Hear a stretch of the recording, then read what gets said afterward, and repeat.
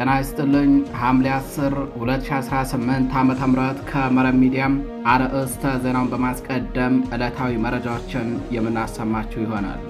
የደጋዳሞት ወረዳ ቁልፍ መተላለፊያ የሆነችው ፈረስ ቤት ከተማን ለመቆጣጠር ከደንበጫ ወደ ገሊላ እንዲሁም ከወዳንጀኔ ፈረስ ቤትና ከፈንድቃ እስከ እምቡሊን የተንቀሳቀሰው ያገዛዙ ሰራዊት ላይ ከባድ እርምጃ መወሰዱ ታወቀ። በውላና ጨረቃ በተባሉ አካባቢዎች ላይ ፋኖ በወሰደው የጸረ ማጥቃትና የቆረጣ እርምጃ በርካታ የጠላት ጦር አባላት ሲደመሰሱ ልዩ ልዩ የጦር መሳሪያዎችን በአርበኞቹ ቁጥጥር ስር ውለዋል። ታደምጡታላችሁ። በተያያዘ በዚያው በደጋዳሞቱ ተጋድሎም ከዚህ ቀደም የፋኖ አባል የነበረና የህልውና ትግሉንና የሰማዕታት ጓዶቹን አደራ በመክዳት ከአገዛዙ ጎን ተሰልፈው የጠላት ወታደር መንገድ መሪ የነበረ ባንዳም በውጊያ መሃል የማያዳግም እርምጃ እንደተወሰደበት ተረጋግጧል። መረጃውን በዝርዝር ታደምጡታላችሁ።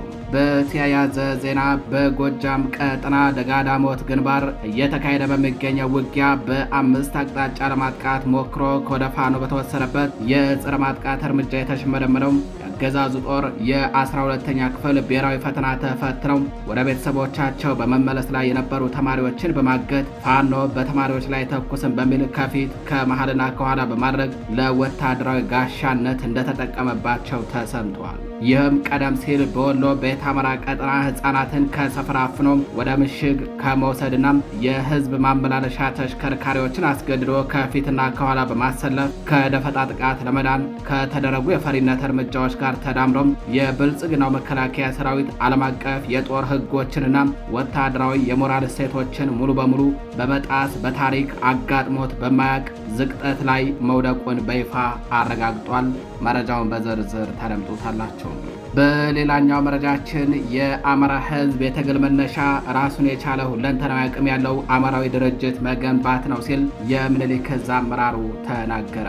የአማራ ህዝብ ባለፉት በርካታ አስርት ዓመታት የገጠሙትን መዋቅራዊ ውድመቶችንና ግፎችን መቋቋም ያቃተው እንዲሁም ድምፁ ባለም አደባባይ እንዳይሰማ የታገለው አማራን ሆኖ የቆመ ሁለንተናዊ ተቋም ባለመኖሩ መሆኑን የጠቀሰው አመራሩም የትግሉ ዋነኛ መነሻና ዋስትና ሸፍጥ የሌለበትና በሁሉም መስክ አቅም ያለው አማራዊ ተቋም ማንበር መሆኑን ገልጿል። መረጃውን በዝርዝር ታደምጡታላችሁ። አድማጭ ተመልካቾቻችን እነዚህና ሌሎች የዛሬ ሐምሌ 10 2018 ዓ.ም ዕለታዊ የግንባር መረጃዎችን እንዲሁም ሌሎች የሀገር ውስጥና የውጭ መረጃዎችን አጠናቅረን ይዘን ቀርበናል። አብራችሁን ቆዩ።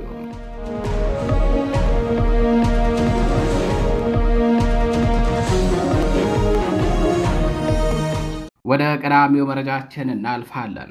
የደጋዳሞት ወረዳ ቁልፍ መተላለፊያ በሆነችው ፈረስ ቤት ከተማን ለመቆጣጠር ከደንበጫ ወደ ገሊላ እንዲሁም ከወዳንጀኔ ፈረስ ቤትና ከፈንድቃ እስከ እምቡሊ በተንቀሳቀሰው ያገዛዙ ጦር ላይ ፋኖ ከባድ የጸረ ማጥቃት እርምጃ መውሰዱ ታወቀ።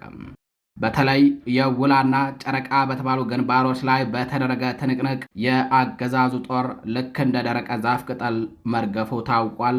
ልዩ ልዩ የጦር መሳሪያዎችን በፋኖ ቁጥጥር ስር ውለዋል። በዚህ ተጋድሎ የህልውና ትግሉን እንዲሁም የሰማዕታት ጓዶቹን አደራ ክዶ ለአገዛዙ ጦር እጁን ሰጥቶ ከእነሱ ጋር ወግኖ የነበረ አንድ ባንዳም እርምጃ ተወስዶበታል።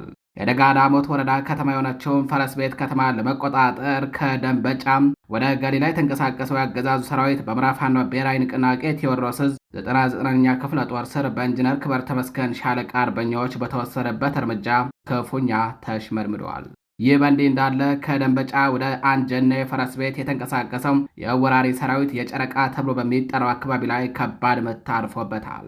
በዚህም በርካታ ያገዛዙ ወታደሮች ሲደመሰሱም ልዩ ልዩ የጦር መሳሪያዎች በአርበኞቹ ቁጥጥር ስር ገብተዋል። የጠላት ጦር በቴዎድሮስ ዕዝ 99ኛ ክፍለ ጦር ስር የደጋዳሞት ሻለቃም፣ የኢንጂነር ክብር ተመስገን ሻለቃም፣ የበላይ ሻለቃና በአባት አርበኞች የተከፈተበትን የተቀናጀ ፈጣን የጸረ ማጥቃት እርምጃን መቋቋም አቅቶት ነው ከባድ የሆነ ኪሳራን ከእግር ጥፍሮ እስከ ራስ ጸጉሩ የተከናነበው። የበላይ ሻለቃ አርበኞች ከፈንድቃ እስከ እምቡሊ ለማስፋት በተንቀሳቀሱ የጠላት ኃይል ላይ የውላ ተብሎ በሚጠራው አካባቢ ላይ ከባድ ምት በማሳረፍ ቀጠናውን ሙሉ በሙሉ ተቆጣጥረው መዋላቸውንና ከፋኖ ከርቶ ሄዶ የነበረም ማለትም የህልውና ትግሉንና የአማራን ህዝብ ከርቶ የሰማዕት ጓዶቹን አደራ በልቶ ለአገዛዙ እጁን በመስጠት ከአገዛዙ ጦር ጋር በመሰለፍ መንገድ መሪ የነበረም ምግባሩ ደምሌ የተባለና እንዲሁም ሌላንድ ሚኒሻን ጨምሮ በርካታ የጠላት ወታደሮች በዚህ ተጋድሎ እርምጃ ተወስዶባቸዋል። ከሐምሌ 7 ጀምሮ በዚህ ግንባር እየተደረገ በሚገኘው ውጊያ የ99ኛ ክፍለ ጦር በርካታ የአገዛዙን ኃይል በመደምሰስ በርካታ የነፍስ ወከፍ መሳሪያዎችንና ተተኳሽን ማርከው መታጠቅ ችለዋል። የፋኖን ክንድ መቋቋም ያልቻለው የጠላት ኃይል የ12ኛ ክፍል መልቀቂያ ፈተና ወስደው ወደ ቤታቸው ሲመለሱ የነበሩ ተማሪዎችን አግቶ እንደ ሽፋን በመጠቀም በቢኤም በአየር መቃወሚያና ሞርታር እንዲሁም በሌሎች ከባባድ መሳሪያዎች ታግዞ ተራራና ሸለቆን እንዲሁም የአርሶ አደሩን ቤትና ዝምራ በዘፈቀደ በመደብደብ እያወደመ መሆኑም ተጠቁሟል። በተያያዘ ዜና በጎጃም ቀጠና ደጋዳሞት ግንባር በተካሄደ ውጊያ በ5 አቅጣጫ ለማጥቃት ሞክሮ ከወደ ፋኖ በተወሰደበት የጸረ ማጥቃት እርምጃም የተፍረከረከውና የተሽመረመረ ያገዛዙ ጦር የ12ኛ ክፍል ብሔራዊ ፈተና ተፈትነው ወደ ቤተሰቦቻቸው በመመለስ ላይ የነበሩ ተማሪዎችን በማገት ፋኖ በተማሪዎች ላይ ተኩስን በሚል ከፊት ከመሃልና ከኋላ በማድረግ ለወታደራዊ ጋሻነት እንደተጠቀመባቸው ታውቋል። ይህም ቀደም ሲል በወሎ ቤት አማራ ቀጠና ሕፃናትን ከሰፈር አፍኖ ወደ ምሽግ በመውሰድና የህዝብ ማመላለሻ ተሽከርካሪዎችን አስገድዶ ከፊትና ከኋላ በማሰለፍ ከደፈጣ ጥቃት ለመዳን ከተደረጉ የፈሪ እርምጃዎች ጋር ተዳምሮ የብልጽግና መከላከያ ሰራዊት ዓለም አቀፍ የጦር ህጎችንና ወታደራዊ የሞራል እሴቶችን ሙሉ በሙሉ በመጣስ በታሪክ አጋጥሞት በማያውቅ ዝቅጠት ውስጥ መውደቁን በይፋ አጋልጧል። የብልጽግናው አገዛዝ ሰራዊት በጎጃም ቀጠና ደጋዳሞት ግንባር በሜካናይዝድ መሳሪያዎችና በድሮን ሽፋን ታግዘው በ5 አቅጣጫዎች ለማጥቃት ያደረገው ሙከራም በጀግናው የፋኖ ኃይል ሙሉ በሙሉ ከሽፎበታል። በዚህ ሽንፈት ክፉኛ የተሽመረመረው ያገዛዙ ኃይል ከፋኖ አፈሙዝ ለማምለጥ የ12ኛ ክፍል ብሔራዊ ፈተናቸውን አጠናቀው ወደ ቤተሰቦቻቸው በመመለስ ላይ የነበሩ ንጹሐን ተማሪዎችን በደንበጫ ደጋዳሞት መስመር በአንጀኔ አካባቢ ላይ አግቶ ይዟቸዋል። ፋኖ ህፃናትና ተማሪዎችን ካያ አይተኩስብንም በሚል ፍጹም የከሰረ የፈሪነት ስሌት ተማሪዎቹን ከፊት ከመሃልና ከኋላ በማሰለፍ ራሱን ለመከላከል ወታደራዊ ጋሻ አድርጓቸዋል።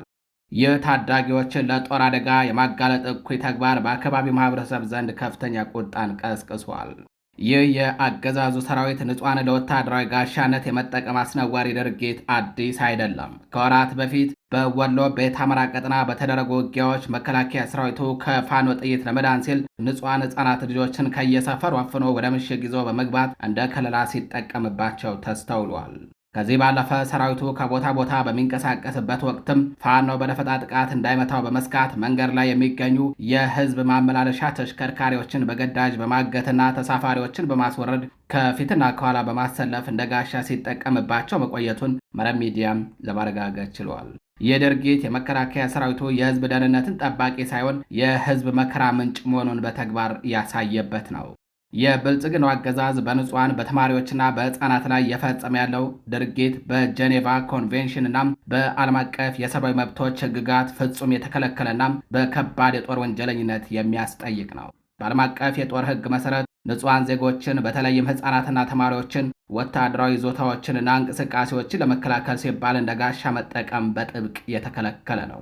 ህፃናትና ታዳጊዎች በጦርነት ወቅት ልዩ ጥበቃ ሊደረግላቸው የሚገባ አካላት እንጂ ለጦርነት ስልት ተብሎ ወደ አደጋ ቀጠና የሚገቡ አይደሉም። የጦር ኃይሎች በውጊያ ወቅት በወታደራዊ ግቦችና በንጹሐን ዜጎች መከላከል ግልጽ ልዩነት ማድረግ ይኖርባቸዋል ሲል የጄኔቫ ኮንቬንሽን በግልጽ ደንግጓል። ንጹሐንን ለውጊያ መከላከያነት ማሰለፍ ግን ይህንን መርህ በቀጥታ የጣሰ እኩይ ተግባር ነው። የአማራ ህዝብና የፋኖ ሰራዊት ታላላቅ የጦር ስነ ምግባሮች፣ ማህበራዊ እሴቶችና የሞራል ልዕልና ያላቸው በመሆኑ ህፃናትና ተማሪዎችን ከለላ ያደረገ ጥቃት ከመፈጸም ይታቀባሉ በሚል ነው ያገዛዙ ኃይል ይህንን ድርጊት እየፈጸመ የሚገኘው። ያገዛዙ ጦር ይህንን የፋኖ የሞራል ጥንካሬና ለህዝብ ያለውን አክብሮት ለራሱ ወታደራዊ ጥቅም ማገኛ ለማድረግ መሞከሩ የራሱን የሞራል ውድቀትን በጉልህ ያሳየ ነው። በጦር ሜዳ ውጊያ ድል የራቀው በህዝብና በታሪክ ፊት የተወገዘው የብልጽግናው መከላከያ ሰራዊት ህፃናትና ተማሪዎችን አስገድዶ ለጥይት መከላከያነት እስከ መጠቀም የደረሰበት የወታደራዊ ዝቅጠት የታሪክ ጠባሳ ሆኖ የሚኖርና በሀገር ውስጥም ሆነ በዓለም አቀፍ መድረክ ተጠያቂነትን የሚያስከትል ነው። የተከበራቸው አድማጭ ተመልካቾቻችን መረጃዎቻችን እንደቀጠሉ ናቸው። ወደ ሌላኛው መረጃችን እናልፋለን። የአማራ ህዝብ የትግል መነሻም ራሱን የቻለ ሁለንተናዊ አቅም ያለው አማራዊ ድርጅት መገንባት ነው ሲል የምኒልክ ዕዝ አመራሩ ተናገረም። የአማራ ህዝብ ባለፉት በርካታ አስርት ዓመታት የገጠሙትን መዋቅራዊ ውድመቶችንና ግፎች መቋቋም ያቃተውና ድምፁ በዓለም አደባባይ እንዳይሰማ የታገደው አማራን ሆኖ የቆመ ሁለንተናዊ ተቋም ባለመኖሩ መሆኑን የጠቀሰው በአማራ ፋኖ ብሔራዊ ንቅናቄ ምኒልክ ዕዝ እቅድ ዝግጅትና ግምገማ መምሪያ ኃላፊ አርበኛ አራገው ያለው የትግሉ ዋነኛ መነሻና ዋስትና ሸፍጥ የሌለበትና በሁሉም መስክ አቅም ያለው አማራዊ ተቋም ማቆም መሆኑን ገልጿል። ይህ በእንዲህ እንዳለ አሁን በታሪክ አጋጣሚ እጃችን ላይ የወደቀውን የአማራ ፋኖ ብሔራዊ ንቅናቄ ለቀጠናው ጭምር የሰላም ተስፋ አድርጎ የመገንባት ታሪካዊ ኃላፊነት በፋኖና በህዝቡ ትከሻ ላይ መውደቁንና የአብይ አህመድን አምባገነናዊ አገዛዝ በመገርሰስ ፍትሐዊ ስርዓት ማንበር እንደሚገባም አርበኛው አሳስበዋል። በአማራ ፋኖ ብሔራዊ ንቅናቄ ምኒልክ ዕዝ እቅድ ዝግጅትና ግምገማ መምሪያ ኃላፊ አርበኛ አራገው ያለው ባስተላለፈውና መረብ ሚዲያ በተመለከተው መልእክት የአማራ ህዝብ ባለፉት በርካታ አስርት ዓመታት የደረሰበትን ሁለንተናዊ መዋቅራዊ ሰራሽ ውድመትና ጉስቁልናን መግታት የተሳነው ራሱን የቻለ ፖለቲካዊ፣ ማህበራዊ፣ ኢኮኖሚያዊና ወታደራዊ ኃይል ባለመኖር መሆኑን አስገንዝበዋል። ህዝቡ ላይ የደረሰውን ለምድረ ሰማይ የከበደ ግፍ ዓለም በሚገባው ልክ ተመልክቶ ምላሽ መስጠት ያቃተው ለአማራ ህዝብ በቁርጠኝነት የቆመ ተቋም ባለመኖሩ እንደሆነ ነው አርበኛው የገለጸው። እንደ አርበኛ አራጋው ማብራሪያም የትግሉ የመጀመሪያውና ዋነኛው ተግባር በአማራ ልጆች የሚመራ ሁለንተናዊ አቅም ያለውና ለህዝቡ ደጀንና መመኪያ መሆን የሚችል ድርጅት መገንባት ነው። በህዝቡ ላይ የተፈጸሙትን ስርዓት ሰራሽ ግፎች በዓለም የፍትህ አደባባይ ለማቆምም ሆነም ተገቢውን ካሳ ለማግኘት ለአማራ የተሰራ ሸፍጥ የሌለበት ተቋም መመስረት ወሳኝ መሆኑን አብራርቷል። አማራዊ ተቋም መውለድ ቀደም ሲል በርካታ ውጣ ውረዶች እንደነበሩት ያስታወሰው አርበኛው አንዱን አሳልፎ እየሰጠው አንዱ ለእውነት ሲቆም፣ ሌላው ለጊዜያዊ ምቾትና ለሆዱ እየወደቀ እስካሁን ያለ ተቋም ቆይተን ነበር ብለዋል። አሁን ግን የአማራ ህዝብ ሁለንተናዊ ነገሩን አበርክቶ የጸነሰውን የአማራ ፋኖ ብሔራዊ ንቅናቄን ለአማራ ለኢትዮጵያና ለምስራቅ አፍሪካ ቀጠናም የሰላምና የልማት ተስፋ አድርጎ የመስራት ታሪካዊ እቅድ በእጃችን ላይ ወድቋል ሲል አርበኛው ገልጿል።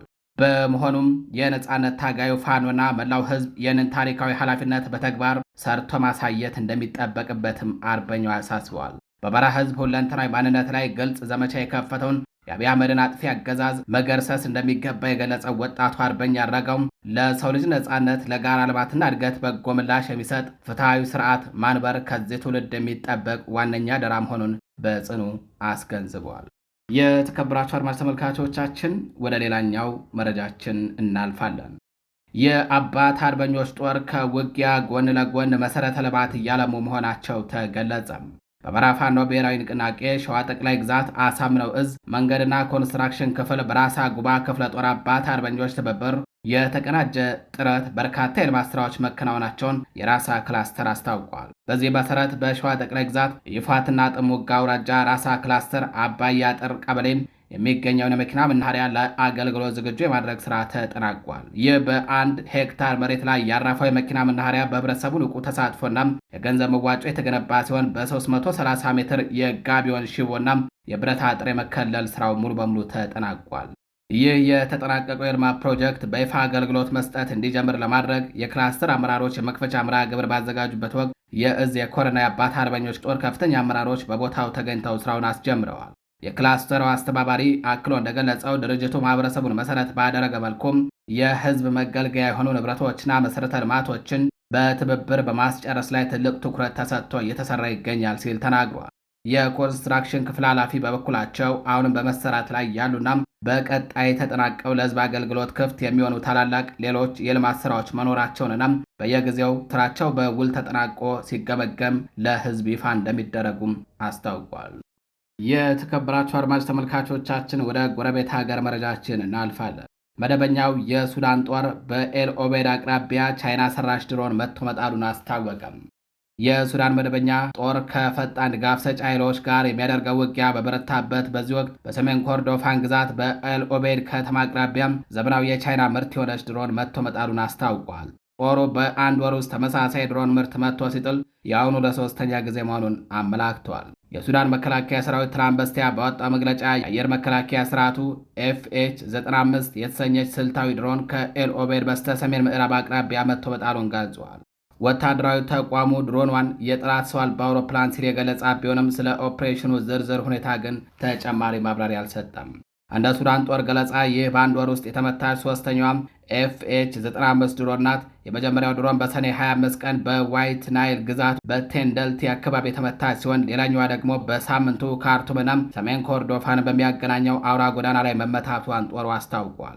ይህች FH-95 የተሰኘችው ድሮን በቻይና የተመረተች መካከለኛ ከፍታ ላይ ለረጅም ሰዓታት መብረር የምትችልና ለኤሌክትሮኒክስ ውጊያ እንዲሁም ትክክለኛ ኢላማን ለማጥቃት የምታገለግል ናት። የሱዳን ጦር እንዳለው ከሆነ የፈጣን ድጋፍ ሰጪ ኃይል ድሮኗን ስልታዊ በሆኑ መሠረተ ልማቶች ላይ ጥቃት ለመሰንዘር እንዲሁም ለረጅም ርቀት ኦፕሬሽን እየተጠቀመባት ይገኛል ብለዋል። ጦሩ አክሎም ፈጥኖ ደራሽ ኃይሉ በካርቱም በዋይት ናይል እና በሰሜን ኮርዶፋን የሚገኙ የነዳጅ ማከማቻዎችን፣ የኃይል ማከፋፈያዎችንና የሲቪል መሠረተ ልማቶችን ለመምታት ድሮኖችን ጥቅም ላይ እያዋለ ነው ሲል ከሷል። ታጣቂ ቡድኑ በስትራቴጂካዊቷ ከተማ ኤል ኦቤድ ዙሪያ ኃይሉን እያሰባሰበ መሆኑን ደግሞ በአካባቢው ላይ የከፋ ግጭት ሊቀሰቀስ ይችላል የሚል ስጋትን ፈጥሯል። ኤል ኦቤድ የተለያዩ የኮርዶፋንና የዳርፉር ክልሎች የሚያገናኝ ዋነኛ የንግድና የሰብአዊ እርዳታ መተላለፊያ ማዕከል በመሆን የምታገለግል ከተማ ናትም። የሱዳን ጦር በአካባቢው ላይ የሚሰነዘር ማንኛውን መጠነ ሰፊ ጥቃት ለሰብአዊ እርዳታና ለመሠረታዊ ቁሶች የሚሆኑ አቅርቦት መስመሮችን ሊያስተጓጉል እንደሚችል አስጠንቅቋል። አድማጭ ተመልካቾቻችን ለዛሬ ሐምሌ 10 2018 ዓ.ም ይዘናቸው የነበሩት ዕለታዊ መረጃዎቻችን እነዚህ ይመስላሉ። በሌሎች አዳዲስ መረጃዎች እስከምንገናኝ ቸር ቆዩ።